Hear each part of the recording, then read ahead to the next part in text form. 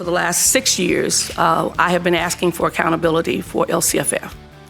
And that came out of the fact that when I first came here 7 years ago, the governor was proposing a new formula for basically funding schools.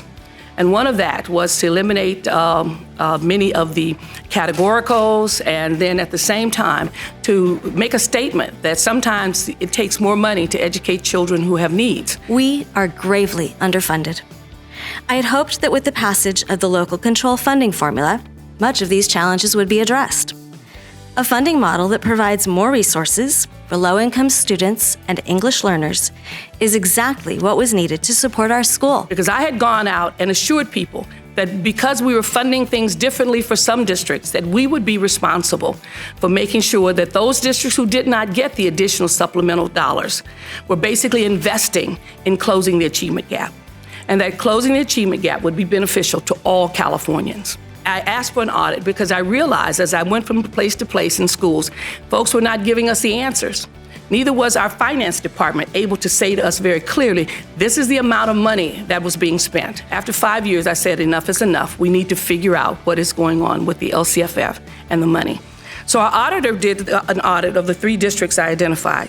And basically, unfortunately, as I said, confirmed for us our greatest fears. Because we failed to require that these funds are tracked to ensure appropriate use or provided a mechanism for evaluating outcomes, we have no way of knowing whether these funds are effective at helping students who need it. This report has revealed what so many of us within the African American economically disenfranchised communities have been saying for years, and that is our children are not the state's priority. At the recommendation of the state auditor, my colleague and I have introduced 2 new simple bills that will provide clarity and accountability for how this funding is being used. AB 1834 will require the California Department of Education to develop a tracking mechanism for school districts to use when reporting the types of services on which they spend their supplemental and concentration grant funds.